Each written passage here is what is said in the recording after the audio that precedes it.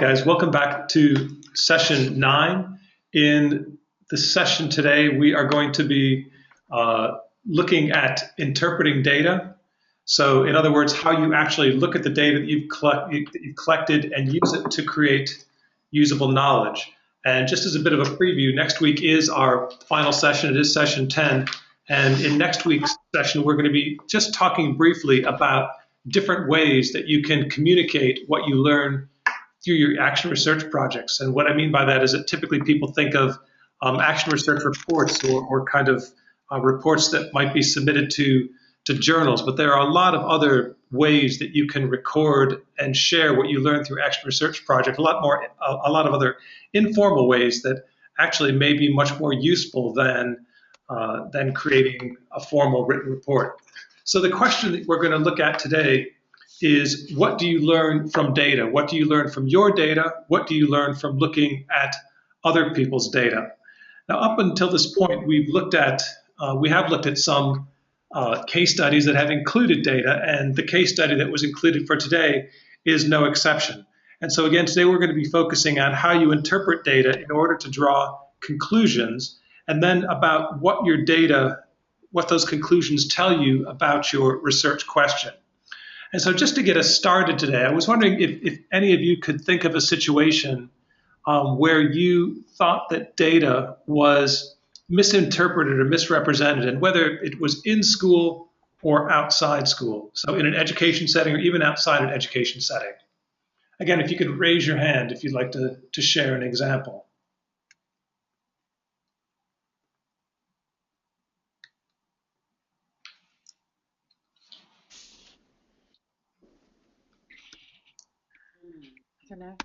Oh, Anjali. Anjali? I can think of a situation where my students have misinterpreted data when they are doing some research-based projects. They sometimes look at one source of data and not cross-reference it with another source to actually see the validity, credibility. So that is when, when we try to teach them critical thinking skills, we tell them, okay, there is a scope for misinterpretation because it's coming from one source. So what is the best judgment? So in that classroom context, we have seen misinterpretation. Okay, great, thank you.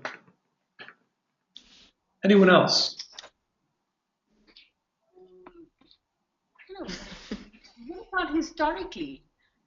When, I don't know, when, explorers thought something based on one person's view. Like, you go back to the when everybody thought they would fall off the edge of the earth or something. I don't know. I think that's kind of or Galileo.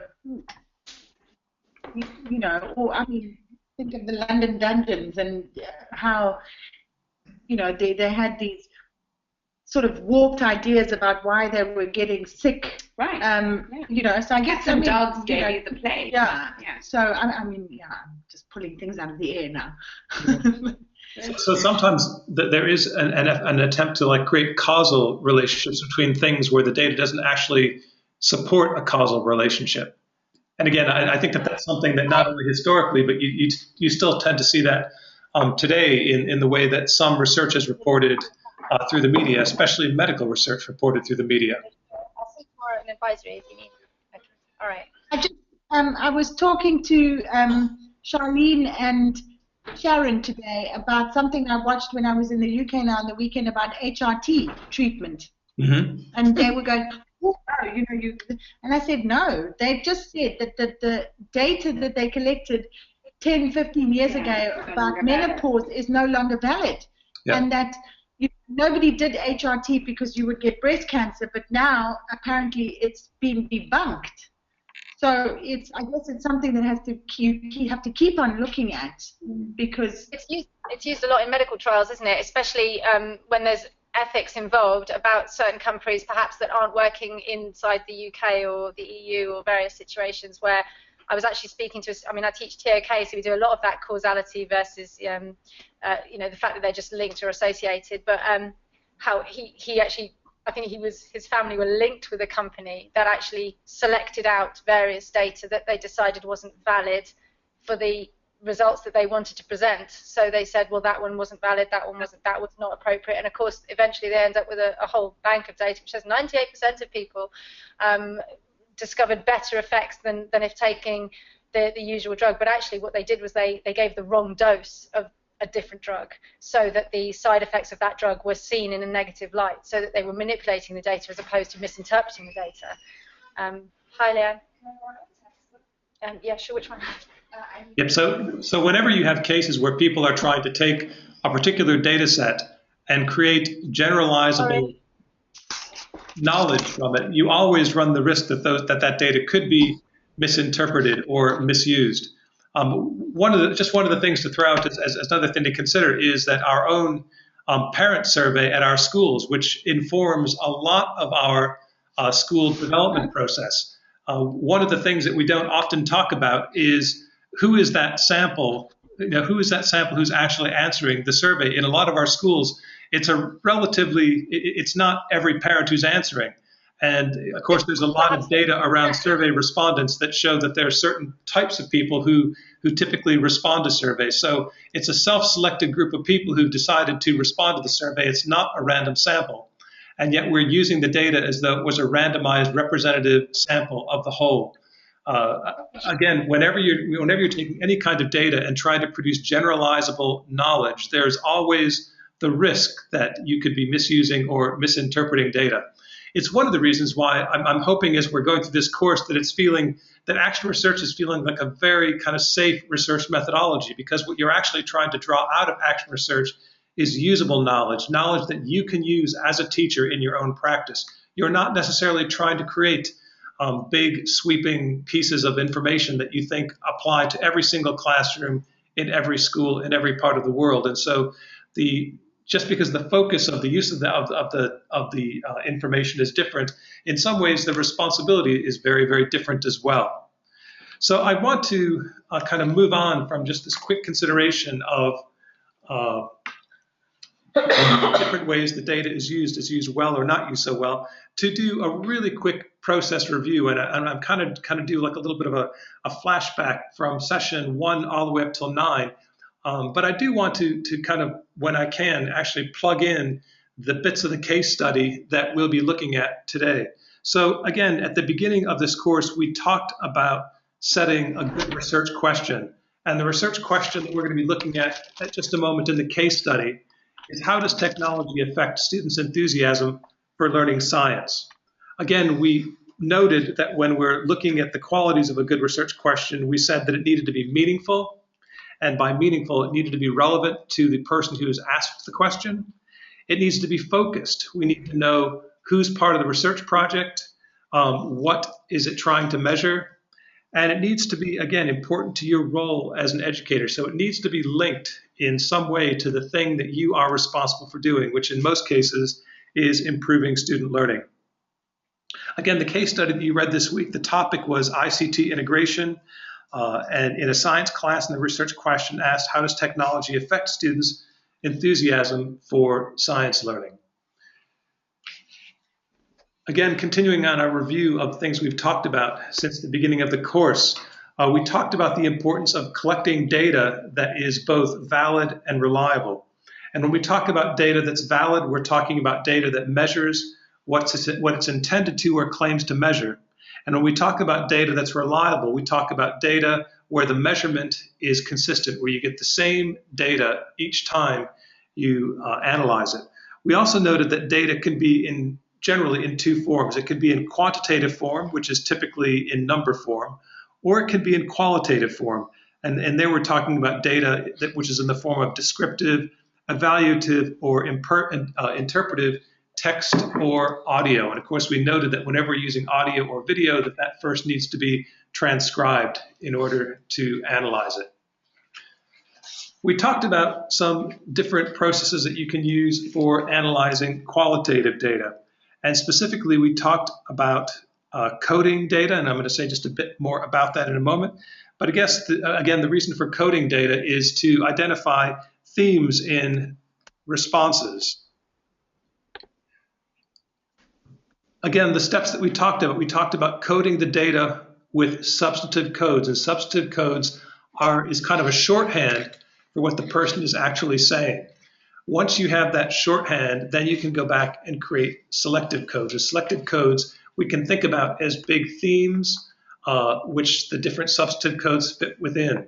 Once you identify your selective codes, then we code the data with those selective codes. And as we're doing that, we create a list of examples for each of those selective codes so that as we continue coding all of the data, we're doing that in a way which is really reliable. We're coding the same data with the same selective code.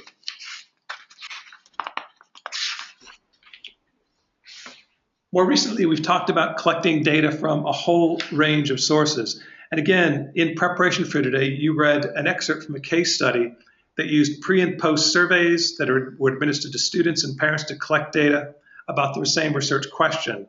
The researcher also used his own classroom notes as well as some other data collection methods.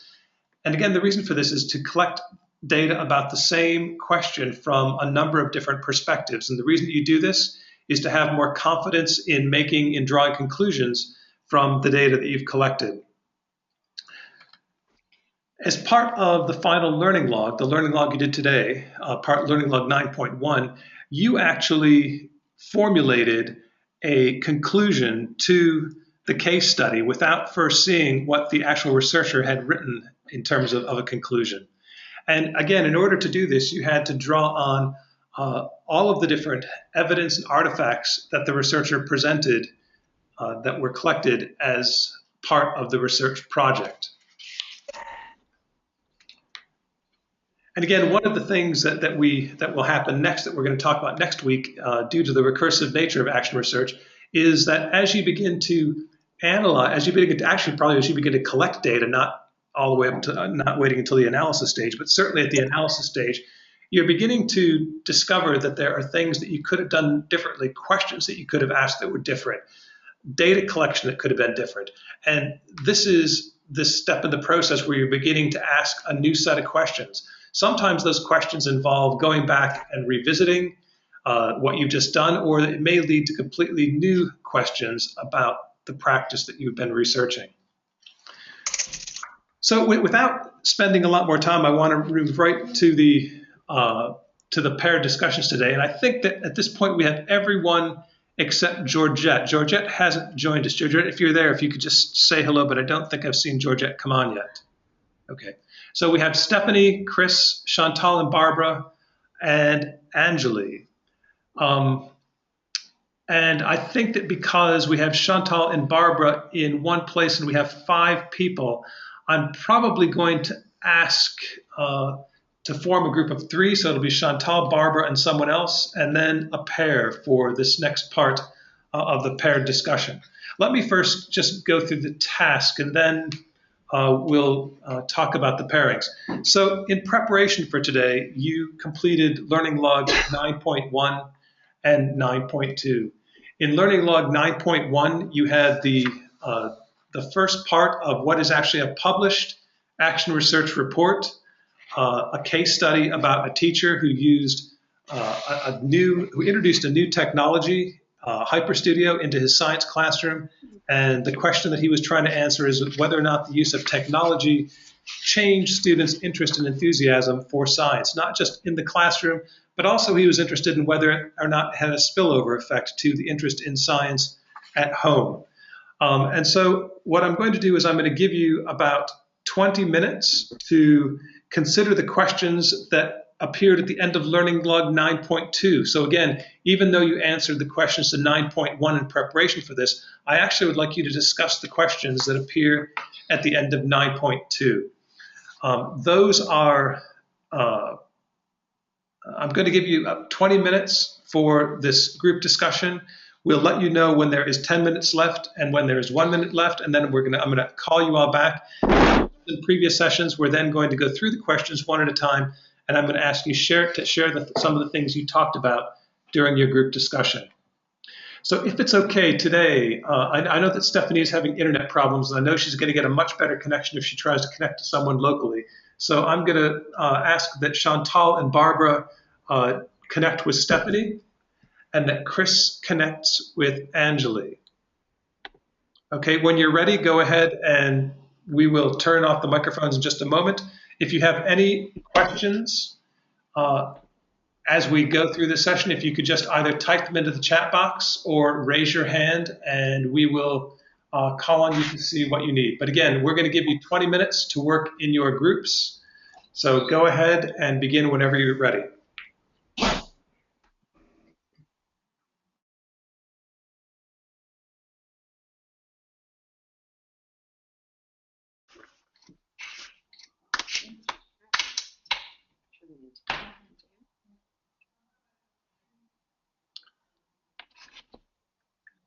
All right, for this part of the discussion again, if you would like to respond.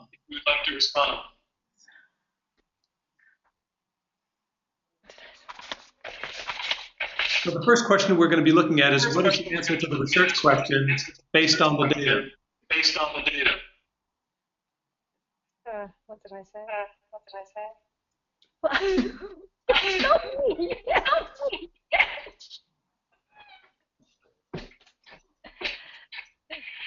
Can I ask, is everyone else hearing the feedback on the audio? Yeah, it's echoing. Okay. So, and no one has two devices open in the same room, is that right? Nope, not possible.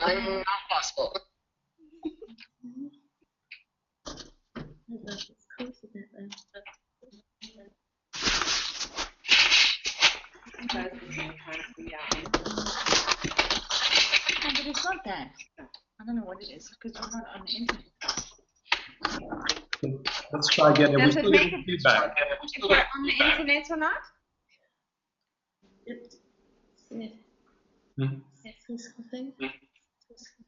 Just testing again to see if we're still experiencing feedback. It sounds like we are. Yes?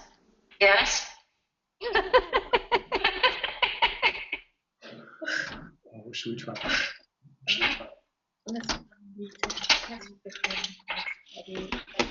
We can hear you. Fine. So, what we're going to try is to mute your microphone. So if you would like to respond, please raise your hand. We'll call on people one at a time and see if we can reduce the feedback that way. So I'm assuming that everyone can still hear me at this point. So again, the first question that we want to look at is what is the answer to the research question based on the data? If you'd like to please share what you talked about in your paired discussion, raise your hand and we will open your microphone.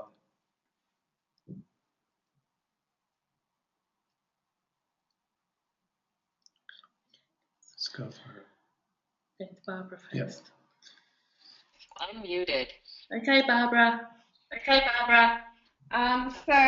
Stephanie answered yes, it impacted positively and greatly. I said yes, but it created a new question about introducing a new technique that caused levels of enthusiasm for home study to decrease. So the answer to his question, does it impact? And the answer is yes, it does. Yes. And it was a positive impact at school, but not at home. So it created a second question. Okay. Angela, we're going to open your mic in just a second if you'd like to add to that. Okay, go ahead, Angela. Yeah, I feel the same, that the researcher feels that the enthusiasm levels of the students have increased. But I'm not finding the data that supports that, statement very convincing. So if I was answering that question as, a third party, I do not see any evidence of that enthusiasm. I also found the quality of questioning not very appropriate. And I think we shared the same, things with Chris also. We were very apprehensive of the fact that, the questions were not phrased properly. What does enthusiasm mean here? We also were thinking about that the researcher feels that enthusiasm is only measured by taking parent surveys about enthusiasm itself and not measuring it in any other form was very, very discerning. So that's what we felt, me and Chris. Great, thank you for that. One of the other things that I might just offer is that the original research question, it was posed as a how question. How does technology affect students' enthusiasm for learning science? And one of the interesting things to consider here is that perhaps the researcher has not answered the question at all. The question seems to have shifted as he collected his data to, does technology affect students' enthusiasm for learning science? And we'll all remember that in our early discussions around what makes an effective research question, that the question should typically not be answerable with a binary response, with a yes or no response. So again, the research question stated in the write-up was, how does technology affect students' enthusiasm? And the question that he seems to investigate is, does technology affect students' enthusiasm? Let's move on to question 2, because again, some of the things that Anjali was noticing in responding to question 1, I think will again kind of repeat themselves as we go through the next couple of questions. So question 2, what were the intended or unintended consequences of the study? Again, if you can raise your hand, we will open your microphone.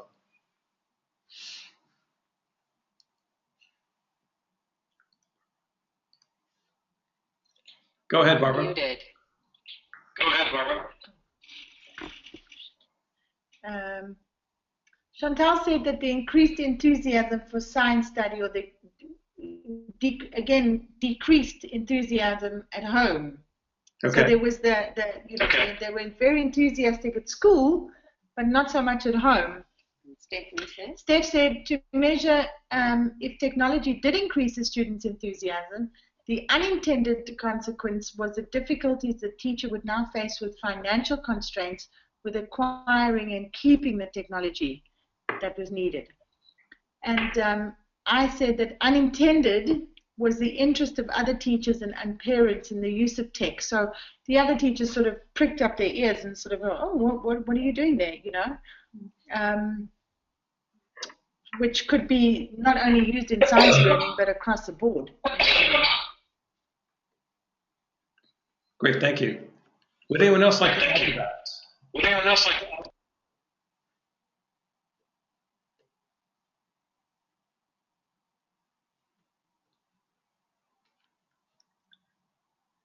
Anyone? Well, I'll just add a little bit to that to build on what Barbara said.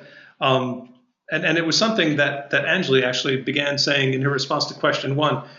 I think that perhaps one of the unintended consequences of the study was that it is possible that the researcher was actually measuring enthusiasm for technology rather than enthusiasm for science. And again, the suggestion for that comes in the students' responses, their responses to their enthusiasm for learning science at home, where that actually decreased over the course of the intervention.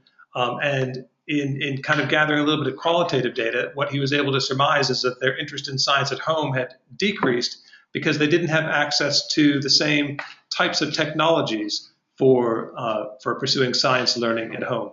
So again, even though the intention was to look at interest in science learning, he may have in an unintended way, may have actually begun to investigate interest in technology or enthusiasm for technology as a teaching tool.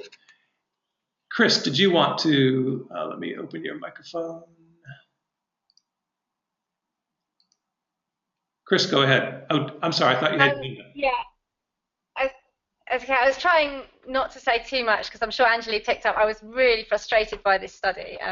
Obviously, it's science, and I just felt it was just cross about the whole thing. It was just awful. I mean, he's gone in saying about the use of IT in science, and then he's gone for something that's clearly could be used across the curriculum and applied elsewhere. It's just like, where's the science-based IT? You know, I mean, there's so many possibilities. The students aren't showing enthusiasm for the IT. They're showing enthusiasm for a different way of learning. They get to do group works. They've got project to do. They've got a presentation to give. You know, I think their enthusiasm there is that some of them are confused that with, you know, we couldn't do it at home because we had to collaborate with our partners, but we needed IT or whatever it was. I mean, really, I just think that the reason why he's got any increase from the students is because he's spent more time planning his lessons by the sound of it. He's got a range of activities going on. He's probably got better transitions in the class. The students are engaged all the time. They're actually involved in their learning.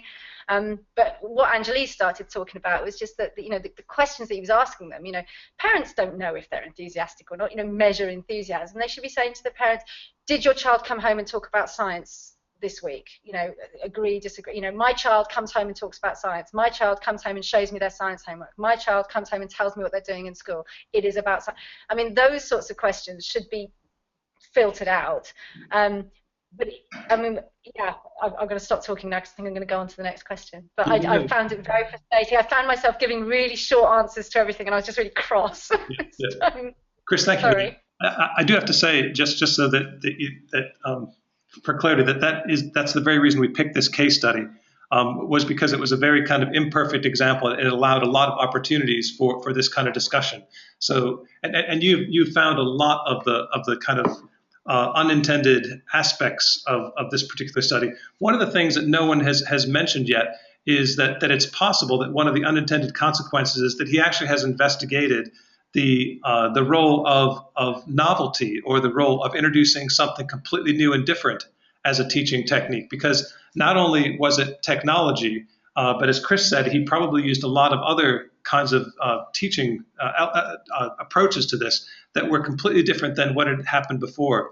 And so we don't have a clear idea if this were repeated, if he would sustain this level of enthusiasm, or if part of it was due to simply the novelty of the approach, not just the fact that it was technology. So let's go ahead and we'll move on to question number 3, which is, how did the researchers' understanding of the topic, their teaching, and their students change? And again, if you could raise your hand, and we'll go ahead and open your mic. I think Chris's mic is fine. Okay. I think it's just fine. That's good, Chris. Chris, go ahead, please. Well, first of all, I think the topic, me and Anjali were wondering what HyperStudio is, so we Googled it in the end while we were discussing it, and it's an online sort of media collaboration tool, so it makes a presentation for them or a video. So I think, you know, his understanding of the topic is not IT in science. It was just one multimedia tool that he then increased in there. So I suppose his understanding of that has increased because he's then able to give CPD to other staff and show them how to use it and integrate it into their teaching. So that was good. I don't think it should have been the focus. I think it's kind of like, you know, when you talk about online learning platforms and all of a sudden you're giving everyone advice on how to use Edmodo when it's not the only option out there. You know, and his teaching, I think actually it's probably done him the world of good, because I think he will probably apply a lot of the strategies that he employed to get the students engaged with something that required group collaboration and discussion and gathering of ideas. And I think he could apply that across the board. Hopefully he won't get funding for the computers, but he'll continue anyway. Sorry. Me and Anjali were trying to work out when this happened, you know, because she was saying she saw 95 on the thing, and then I started to feel really bad about all my judgments. Yeah, no, it is a slightly older case study. I do have to admit that as well. Great, Chris. Thanks for that. Does anyone else want to add to that? And again, if you raise your hand, we'll go ahead and open your microphone. Barbara, go ahead. Unmuted. So we were having a good chuckle about this as well, probably also thinking, well, hello, yeah.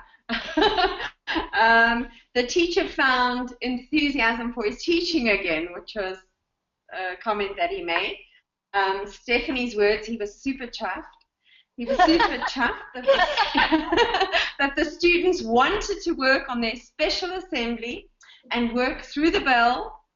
And, you know, actually in the end, he just realized that students today are tech natives and they feel confident and competent in using tech to learn. I don't think it had anything to do with the topic. I don't think it had anything to do with the subject. And actually later on, we mentioned what you were just saying under number 5 when we said, what should the researchers study next? We said, will the hook of success keep them enthusiastic? Or is it just the shiny new tech? So that's our contribution. Great. Thank you for that. Anjali, we're going to open your mic. Okay. I also felt that this was beneficial for the researcher because, you know how in the discussion the researcher is mentioning that this has increased my students' enthusiasm from learning science. But he also talks about the feasibility of the study. He then later recognizes how handling 11 groups middle school students can be a very daunting process. So one thing that he has learned, which I think has the most value here, is understanding the logistics, understanding how he has to be very cooperative with others. If he wants to loan out some laptops, what does he need to do? So that's something that may have impacted his professional experience as well. Great, thank you very much. All right, let's move on to question 4. And question 4 says, what should the researcher do differently based on these findings? Who wants to start us out with that one? Anjali? Or Chris. Chris, please. I don't mind going second. Go ahead. Your hand was up first. It was up, yes. No, I said I think that what he needs to do is he needs to run a pilot with sort of setting up these sorts of projects and just going back to basics and saying, right, let's look at the plan, let's look at what they can actually do without the use of IT, and then have a project, 2 classes running simultaneously, one doing the collaboration activity where they do an assembly and they do the presentation, exactly the same format, same topic choices, whatever, and the other one using the IT. And I think that will give him a true comparison. So that would be the difference in the methodology, just having those 2 classes running parallel, hopefully that he can have a similar ability or whatever. And then he needs to restructure his questioning. I was talking to Anjali about it, much more. He needs to think about what enthusiasm looks like. What is he actually looking for in terms of increased enthusiasm? Is he going to make a correlation to enthusiasm and results? If he is, what would that look like, and can he actually get some data from another source? But he doesn't need to. He can obviously make it clear that he is just looking about the increased discussion of science topics at home, or if he's looking at the increased discussion in the canteen, can he do observations of students at lunchtime? So just how he's going to collect that data, rather than just, do you do science at home, very enthusiastic or not enthusiastic? So that was it. Great, Chris. And again, let me just kind of paraphrase what I think I heard you say, because there were 3 really important things. The first thing that you talked about was the possibility of setting up a kind of a control study where he wouldn't be necessarily disadvantaging groups. So maybe he would have a class that would use the technology in one lesson and the other one wouldn't, or some way where he would have different classes so he could actually understand whether it was the technology or whether it was the topic that was actually driving enthusiasm. The other thing you talked about was actually, I think, creating more depth to the questioning so that you could get at this idea of at the how of all of this. Not just does technology affect enthusiasm, but how does it affect enthusiasm? And again, there you were suggesting he needed a much better definition of what you would look at if you were looking at measuring enthusiasm with this particular age group. And finally, one of the key things I think that I was astonished by this whole piece is that there was never any attempt to link that enthusiasm with achievement in science or science learning. And science learning, whether those are science skills or whether those are science concepts. I mean, not even the skills of communicating in science, that it really seemed to be purely looking at enthusiasm, making the assumption that if students were enthusiastic, that science learning was happening, and it was perhaps happening in a way that was deeper or more effective than it would have otherwise happened. So thank you for that. Barbara, we're going to open up your mic. Go ahead, Barbara. You're muted. Go ahead, Barbara. No, we didn't find anything different. Sorry, I thought I was putting my hand down when I was putting it up. Yeah, we agree with Chris, and we were saying the same thing, which is, again, coming back to that, is it just the shiny new toy? And it was good that you reminded us that the question was actually how, because that wasn't addressed. When we were saying the thing that he unintentionally discovered, and the second question is now he's got, well, the parents had a very different understanding, and at the beginning the children were more enthusiastic about learning science at home on their own. I would have been interested to know why they felt that way first before I implemented something at school to try and make them more enthusiastic about learning science. And then if he was going to use this tech specifically to see if that increased their enthusiasm, then he should have made it available in both places, both at home and at school, and then that would have been a more reliable study, because he was giving it to them in one scenario and not in the other, and of course he was going to have 2 different results. But it's all about the piece of technology, the shiny new toy, and it's not about, as you say, are they actually improving their science results? Are they actually showing achievement growth in science learning, or is it just, this enthusiasm around learning in general? No, thank you for that, Chantal. And I think something else I think is very important is that the piece of technology that he chose to use in this particular study was a piece of communication technology. It wasn't even a piece of science technology. And certainly at the time that this project would have been carried out, there would have been different pieces of fairly inexpensive science technology available in the form of electronic probes and other devices. And yet what he's chosen to look at in terms of technology is a communication piece rather than a science piece. So let's move on to question 5. And again, this question is, what should the researcher study next based on these findings? And we probably have mentioned some of these things already, but let's go ahead and just go through what she talked about in terms of what he might study next. Again, raise your hand and we'll open up your microphone. Chris, go ahead, please.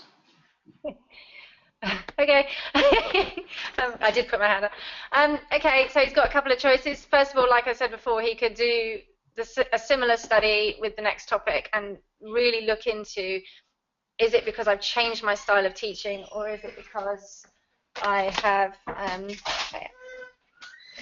is it because I've changed my style of teaching, or is it because of the technology that's integrated into this? So he could go down that route and have 2 classes running parallel, or he could look at another form of IT and actually ask better questions. So yeah, he could look at, how, will the introduction of data logging software in the classroom improve my students' inquiry skills in science? Or if he wants to look at levels of engagement, can students' levels of engagement increase with the use of information, like data logging softwares, or something that actually makes science more accessible for students, because that's really what you want to get at, especially with the middle school students. We were talking to Angela about it.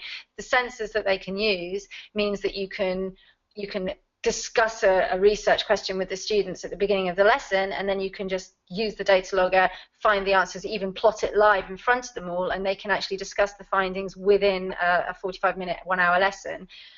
That is going to impact on engagement. So I think I would move on to something a little bit more applicable to just science, although I think he's already decided that he's probably going to go into training other teachers in the use of this communication platform. Great, thank you, Chris. Does anyone else want to add to that?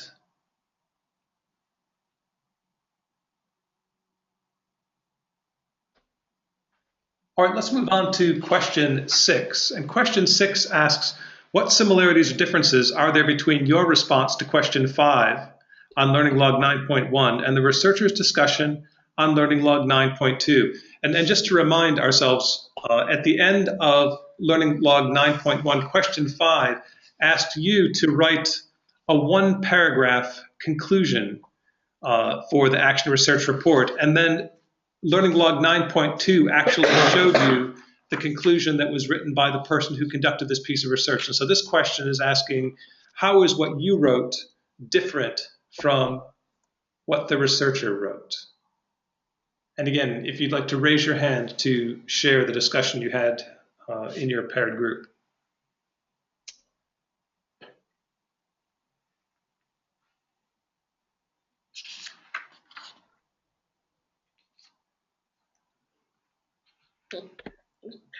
Chris, go ahead, please.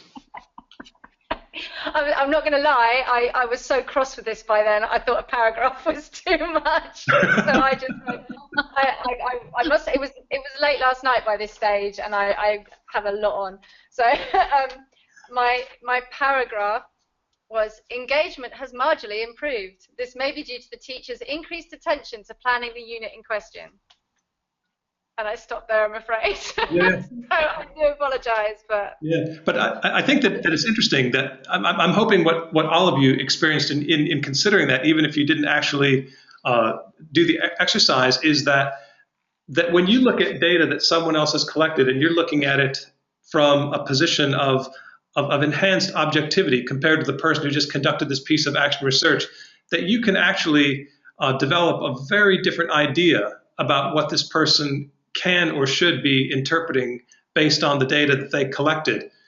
And one of the things that I would suggest, and one of the things I'm going to talk about in just a moment, is that deep reflection around the data that you collect is important before moving on to writing analysis or writing conclusions. And that, in fact, by seeking input from critical friends, teachers, colleagues, other people who've not been so directly involved in the research, that you can really improve the quality of your analysis and the conclusions that you draw from it. Of course, that is something that will benefit an action research project at all stages of the development of the project, not just when you get to this phase, but it's especially important at the very end. So I want to thank you very much for engaging in that group discussion and for your feedback on those questions. And I just want to say a little bit more about reflection at this stage to kind of close this session, because the interpretation of data really involves reflection, and it's reflection on the entire process. And so when you begin this kind of looking at your data and trying to figure out what it's telling you, you really do want to go all the way to the beginning and start with that beginning question of what was the purpose of the study? Was it about increasing engagement? Was it about increasing enjoyment? Was it about enhancing achievement or quickening the pace of academic growth? Did it have to do with the development of some non-cognitive attribute? Did it have to do with collaborative team working? Did it have to do with time management? And again, by going back to the purpose and the beginnings of your study, you'll begin to kind of create a better idea of what you're actually trying to draw out of the data that you collected. Another really important question for reflection at this point is, what did I learn from the research process? Not just what did I learn from the data that I collected, or what did I learn by using a particular teaching strategy, but what did I learn by actually following this research process in perhaps a much more formalized way than you would typically do as part of your daily teaching practice. So some sub-questions under this could be things like, what did you learn about teacher-led action research in general, in terms of the steps that it involves, steps that are easier or more difficult to do, things that are difficult or easier to fit into your schedule. You can think about what you learned through this process about yourself as a learner. You might think about how the process helped you learn new things about your students or about your school or about your teaching colleagues if they were involved, or about other people in your school community. Oftentimes, when someone engages in a piece of formal action research, it may be one of the very first times that you've tried to connect student learning with parent input. And again, in a lot of classroom-based action research, it's very typical to involve parents in pre and post surveys just to see what they're observing when the students who you're working with go home at the end of the day. You're going to want to think about what you learned about the topic, because at its heart, every action research project is about a kind of topic, and whether that topic is a pedagogy or whether it's a topic within a particular content area. So again, when we're talking about the topic, we could be talking about content. We could be talking about the resources that you use to explore a topic. We could be talking about the teaching strategies that work well for that topic. We could be talking about student interest in the topic. And we could also be talking about kind of the transdisciplinary connections between that topic. So if you're typically a science teacher, by doing this topic, did you reveal or better understand some of the connections that it has to the arts or to some other subject area that isn't the one that was the focus of the project? Again, one of your questions in the learning log, and an important question to think about in this point of the process is, what were the intended and unintended consequences of this study? Now, those intended and unintended consequences may be positive ones, they could be negative, they could be neutral. They could be consequences that are consequences for you, the teacher. They could have been consequences for the students. They could have been consequences for the school. And understanding how those did or did not affect teaching and learning, again, is really at the heart of analyzing and reflecting on the data that you've collected. So I'm hoping that that gives you, again, just kind of a flavor. I know that we're not actually doing action research projects at this point. We're really thinking about them in a hypothetical way.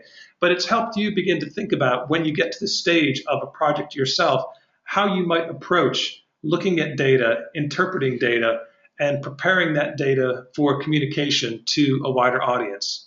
So that is what we have for today for session 9. I'm wondering if any of you have any questions or comments that you'd like to offer at this time. And again, if you could raise your hand, we have a couple of people whose mics we're still muting because we're still getting a bit of feedback. So again, if you'd like to respond, please raise your hand.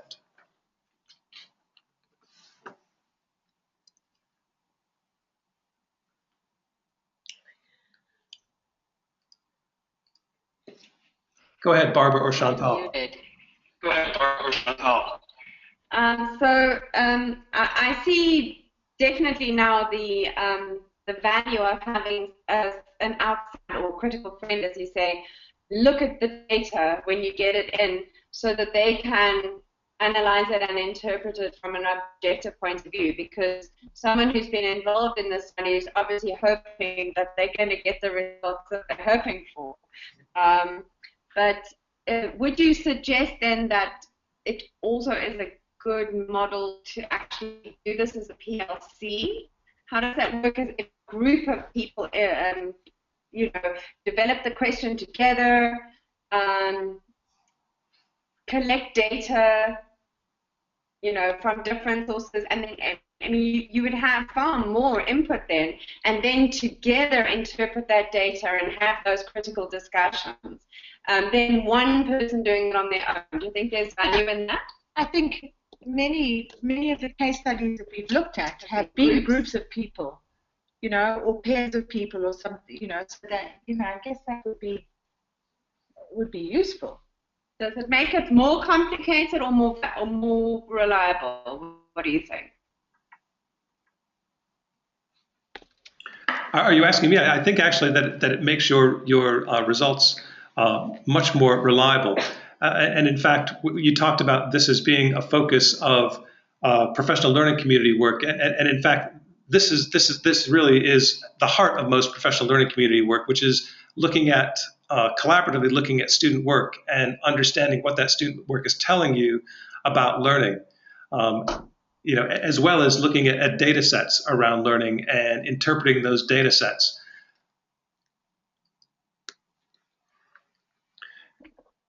Thank you for that. Does anyone else want to offer anything at this point in the discussion?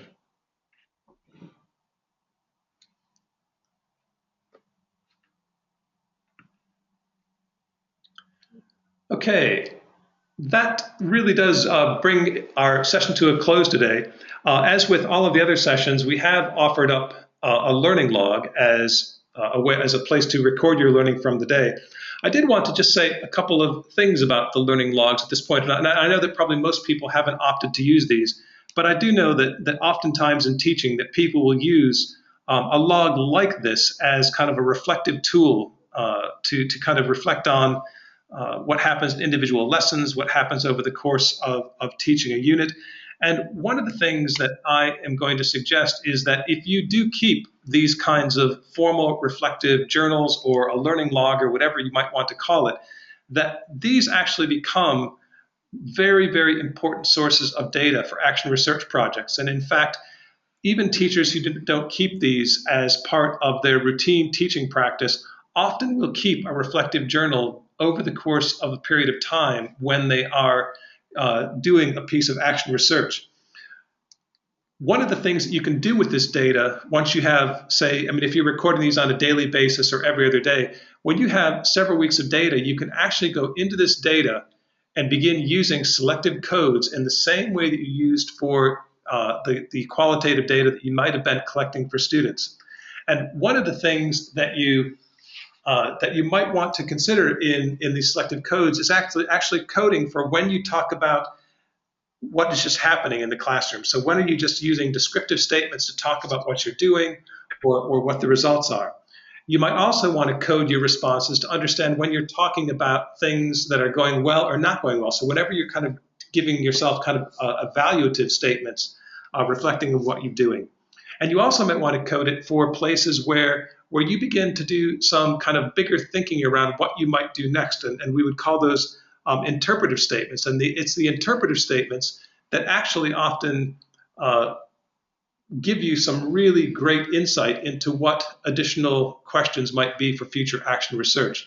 So again, I know that as part of this course that probably you haven't been using these learning logs, but I would suggest that if you're actually doing a piece of action research, that recording information like this in terms of what you're learning on a daily basis, every other day, every 3 days, whatever the frequency that is that seems right, that this becomes a really rich source of qualitative data, which you can also go back and extract information from when it comes to the stage of analyzing your project and how the project went.